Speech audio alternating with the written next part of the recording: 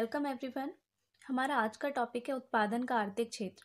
Economic region of production क्या होता है और रिज रेखाओं से क्या मतलब है, आज हम इसको डिस्कस करेंगे। तो फर्स्ट ऑफ ऑल, उत्पादन का आर्थिक क्षेत्र यानी इकोनॉमिक रीजन ऑफ प्रोडक्शन एक ऐसा क्षेत्र होता है जिसके अंदर प्रोडक्शन करना किसी भी फर्म के लिए प्रॉफिटेबल होता है, यानी लाभदायक होगा। ठीक है, किसी भी फर्म के लिए उत्पादन का आर्थिक क्षेत्र ज्ञात करने के लिए कौन सहायता करता है? समोत्पाद वक्र यानी आइसोक्रोन कर्व हेल्प करते हैं इकोनॉमिक रीजन ऑफ प्रोडक्शन को फाइंड आउट करने के लिए। किस तरह से हेल्प करते हैं, इसके लिए हम ये डायग्राम समझेंगे जो आपको नीचे दिखाई दे रहा होगा। अब आपको ये प्रॉपर डायग्राम दिख रहा है आपकी स्क्रीन पे।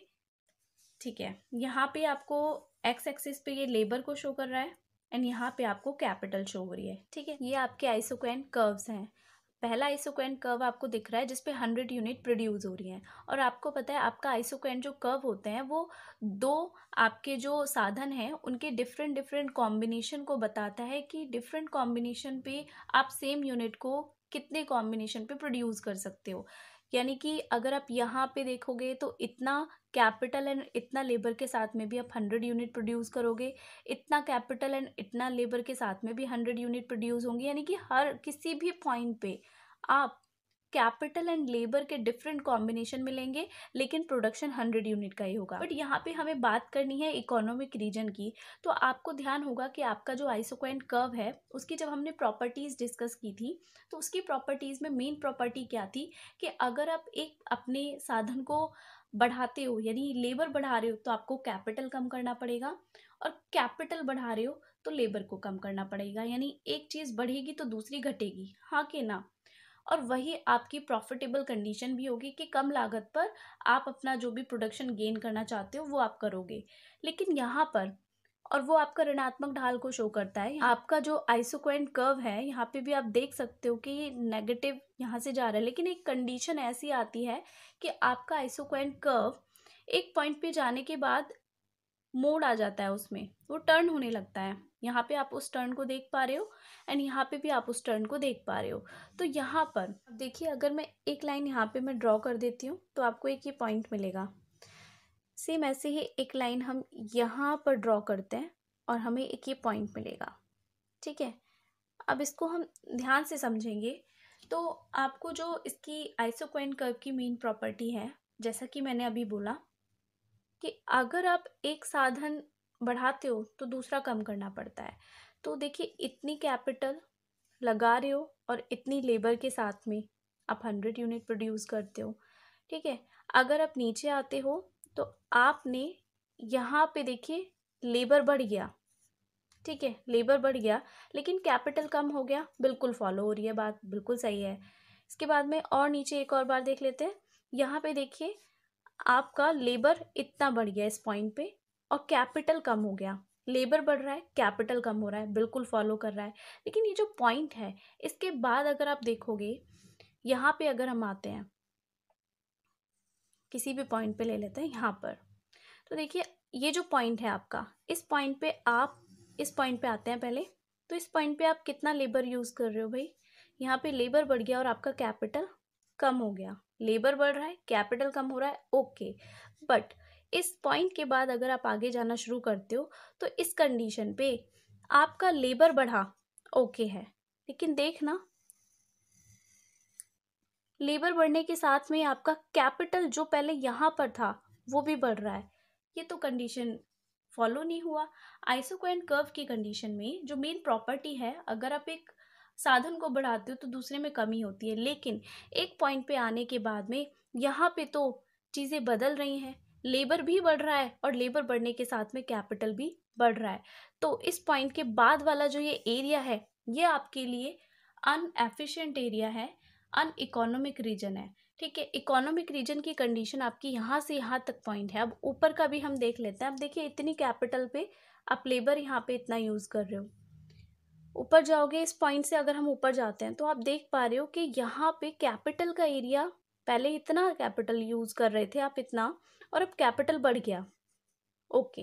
लेकिन लेबर आप इतना यूज़ कर पा रहे थे, लेकिन अब ऊपर जाओगे तो लेबर भी बढ़ाना पड़ रहा है, कैपिटल भी बढ़ रहा है और लेबर भी बढ़ रहा है। उससे आगे जाओगे फिर से कैपिटल आपका बढ़ गया और लेबर भी बढ़ गया, यानी आप दोनों ही साधन बढ़ा के 100 यूनिट प्रोड्यूस कर रहे हो, तो कोई भी फर्म दोनों साधन बढ़ा के सेम लेवल ऑफ प्रोडक्शन तो नहीं चाहेगी। आपको इससे पता चला कि पॉइंट ए से लेके पॉइंट ई तक का ये आपका इकोनॉमिक रीजन है जहां पर फर्म को प्रोडक्शन करने में प्रॉफिट होगा, और उससे बाहर का जो ये एरिया है ये बिल्कुल अनआर्थिक यानी कि अन इकोनॉमिक रीजन है। आपको इकोनॉमिक रीजन की बात हो रही है जहां पे फर्म को प्रॉफिट की कंडीशन होगी, और वो कौन सी है? ए पॉइंट से लेके ई पॉइंट तक। ठीक है, अब यहाँ पे आप बोल सकते हो कि जो आपका ए पॉइंट है, इस पॉइंट पर आपका जो मार्जिनल प्रोडक्टिविटी है, सीमांत उत्पादकता, वो यहाँ पर शून्य होगी। किस चीज़ की? कैपिटल की। इस पॉइंट पे आपकी मार्जिनल प्रोडक्टिविटी जो है लेबर की, वो ज़ीरो होगी। क्यों होगी? रीज़न आपका क्लियर है कि इसके बाद में आप लेबर बढ़ाते हो तो कैपिटल भी ज़्यादा लग रहा है, यहाँ पे आप कैपिटल बढ़ा रहे हो तो लेबर भी ज़्यादा लग रहा है। दैट मीन्स दोनों चीज़ें बढ़ा के आप सेम 100 यूनिट गेन कर रहे हो, और यहाँ पे आप एक साधन को कम कर रहे हो, दूसरे में वृद्धि कर रहे हो तो दूसरा कम हो रहा है ऑटोमेटिकली। तो यहाँ पे आपको प्रोडक्शन करना प्रॉफिटेबल रहेगा इस एरिया में, इस रीजन में, ए से लेके ई तक। उसके बाहर का एरिया यहाँ भी आपके लिए नुकसान है, यहाँ भी आपके लिए नुकसान है।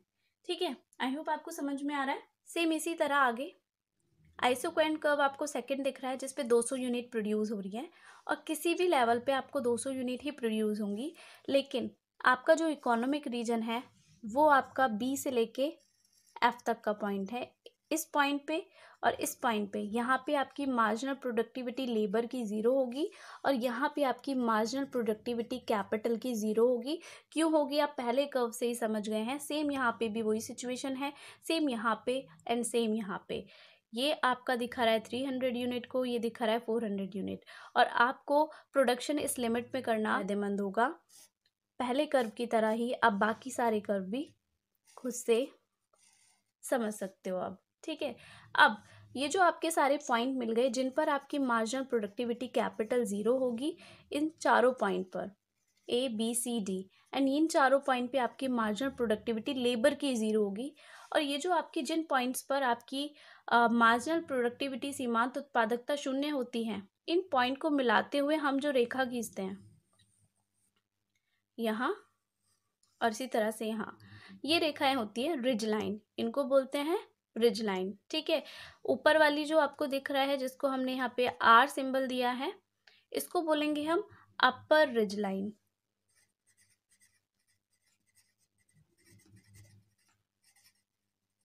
और इसको बोलेंगे लोअर।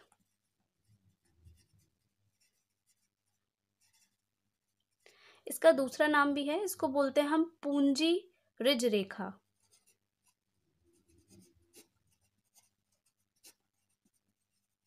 कि हम मार्जिनल प्रोडक्टिविटी कैपिटल की ज़ीरो होती है, इसको बोलते हैं श्रम यानी कि लेबर रिज लाइन, रिज रेखा।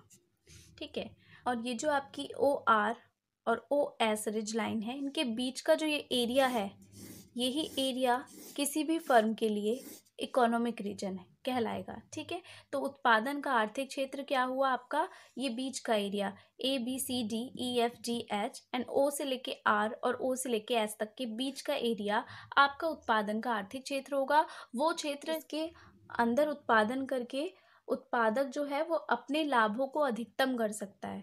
ठीक है, कोई भी प्रोड्यूसर अपने प्रॉफिट को मैक्सिमम कर सकता है अगर वो इस लिमिट के अंदर अपना प्रोडक्शन करेगा। ये जो बाहर का एरिया है ये आपका अनार्थिक क्षेत्र है, अन इकोनॉमिक रीजन है। इसके बाहर कोई भी अगर फर्म अपना प्रोडक्शन करती है तो वो प्रॉफिट की कंडीशन में नहीं होगा, और कोई भी फर्म ऐसा डिसीजन नहीं लेना चाहेगी। आई होप आपको क्लियर है उत्पादन का आर्थिक क्षेत्र क्या होता है, रिज लाइन्स क्या होती हैं।